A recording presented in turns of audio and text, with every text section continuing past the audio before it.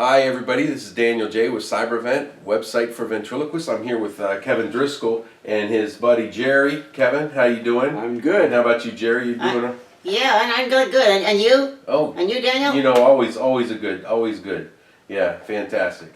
So, so we're gonna talk about a few things here. I'm gonna ask you a few questions, and we're here at the 2018 Vent Haven Ventriloquist International Ventriloquist Convention. Got to say international, right? Yeah. Because I mean, people from all over the world come over here. You know, all the way from Canada. And actually, we had we had a guy that we interviewed, one of our first interviews, who is all the way from India, and he comes every single year from India. Yeah. That's crazy. And I feel terrible driving, 4.5 hours, and he's flying 16 hours, so it's crazy. But Kevin, the first question I got to ask you is what got you interested in ventriloquism? Santa Claus. I got a puppet from Santa Claus when I was 5. Okay. And you gonna tell us what year that was? Before they invented dirt. Okay. Yeah. He's really old. Yeah. And we're all old anymore, aren't we? No, just him. So that's cool. And what kind of puppet was it? It was a knockoff of Paul Winchell's Jerry Mahoney. Okay. So this is the end result of that. So I finally got this guy on eBay because I can't afford. Oh yeah. A Well. puppet like this. Yeah. Yeah. And who's his creator? Mike. All right, Mike Bros. Mike Bros. Okay. Yeah. Yeah. Mike does some fantastic work. Yeah. Yeah. Except on you. All right. Besides yourself, who is your favorite ventriloquist? Well, I've been watching Jeff since before he was popular. Right. He came to Boston, and I took my son to every Jeff Dunham event. Back then it was nightclubs and Comedy Connection in Boston and places like that. Okay. So I've been watching him since, forever. Yeah. So he would be your number one, you think? Yeah, but I also refer on YouTube to Edgar Bergen and Charlie McCarthy. All those jokes. Yeah. Well, and it's great just to watch them for their manipulation and stuff like that too. It's phenomenal. Get a lot of good hints in there and tips. And the material. Oh yeah. The material still works. Yeah. Right. So if you take it and twist it and modify it for your own use without stealing, kind of borrowing, but put your own spin on it. Mm-hmm. Like Jeff demonstrated at the lecture session today. Yeah. Mm-hmm. Yeah. What about you, Jerry? I don't do squat. All right. Well, I'm going to ask you this question, and if it's not the answer that Jerry's looking for, he may want to cover his ears. But who is your favorite character right now that you use? Jerry. Yeah. Okay. I absolutely love this character. I think he is so versatile. Mm-hmm. And plus I can make him into Jessica. Mm-hmm. Just a wig change. Sure. So. Do you like being Jessica, Jerry? No. I'm not gay. Okay. How many times have you attended the convention, and what's your favorite part? I attended the convention. My first time was as a red dot in 2015. Mm-hmm. And the favorite part is the open mic when I perform, because I think that stretches me the most. I get the most feedback immediately from phenomenal judges. Yeah. And well, actually, last year I took a lesson with Dan Horn, and that was probably the highlight of the convention. Is that right? Yeah. He was very good. He said, Jerry talks, way fast all the time, and I had this more relaxed voice.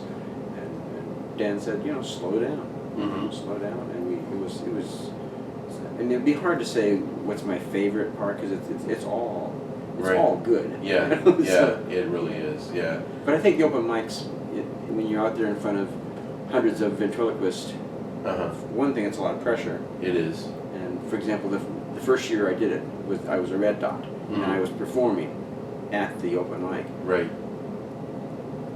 I told somebody, I said, I didn't sleep. I was so nervous. Right. And they said, Kevin, that's it's going to be the hardest crowd you'll ever perform for, and also the easiest because Right. they're so forgiving. Yeah, And you're and among that's- friends. Yeah, Yeah, and that's been true. You know? yeah. And that's not true in other industries. That, like, I've heard. I mean, I don't really know. Right. But I've heard that magicians and things are not. It's not the same. Yeah, yeah. We're very, very, very lucky to have this Right. community. Well, we are. It's a family, and you know that. But yeah, and I think it's, and you get really good constructive criticism, Oh, and not people awesome. just trying to slam you for what Right. they'll tell you the good things you're doing as well as the bad things, right? Yeah. Yeah, which is good.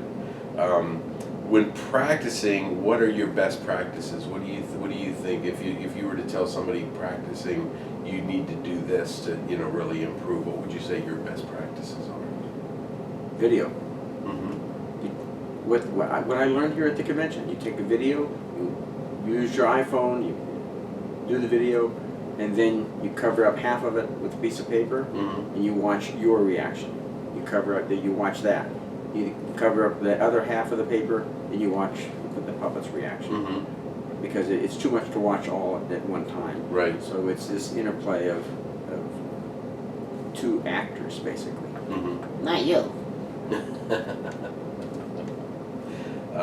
And then the last regular question I have for you is, what advice would you give to newbies? People that are either just starting out in ventriloquism or the first time at the convention. Get out there and perform in front of a live audience. You can practice all day in front of a mirror, and you don't know if the joke is going to work or not. Mm-hmm. Comedy is so subjective because it's such a unique art form.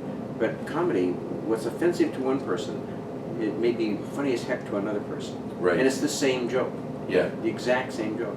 So you have to get out there and have to find out what works, what doesn't work, and obviously you keep the stuff that works Yeah. and throw out the stuff that doesn't. Sure. So just constantly get out there. That's what I did. And when I first started this, I went to open mics. Mm-hmm. Constantly went to open mics. I was typically the only ventriloquist. In fact, I never met another ventriloquist Right. at the stand-up comedy. Okay. But just constantly get out there, perform, and that's what I did. Uh-huh. And then one thing led to another, and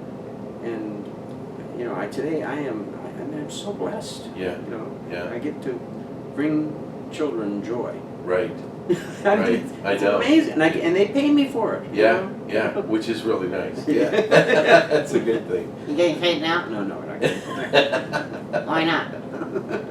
Because I don't have any money. Neither does he. He's got a son in college. Yeah, well, I understand that. Yeah, I'm still paying for that one. Yeah.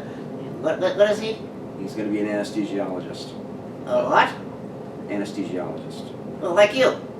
No, not like me. I'm a ventriloquist. An anesthesiologist puts people to sleep. Yeah, I know. Yeah, That's a good one. I like that. I like that. it's true. All right. Well, sounds good. Well, hey, I appreciate you coming out here and doing the interview, Kevin. And is there anything you'd like to close with, or tell the people? Oh, sure. The website. Yeah. Driscollproductions.com. Okay. Driscoll. There's do you have Driscoll strawberries where you're from? We may. I don't know. Anyway, just Driscollproductions.com. Okay. Sounds good. Sounds good. And On the I website? will make sure that they see that right down at the bottom Oh, here. well, It'll say actually- Driscollproductions.com. So Where's the... there you go. There you go. Yep, it's showing right on the back. There you go. Beautiful. Thank you. All right. Well, Okay. thank you, Jerry. Thanks for coming out. I appreciate it. We'll do that way. There Yeah, we go. that's good. Yeah. Yep, yeah. yep. All right, and Okay. it's nice seeing you. Thank you for coming out. Thank you. All right. Yeah.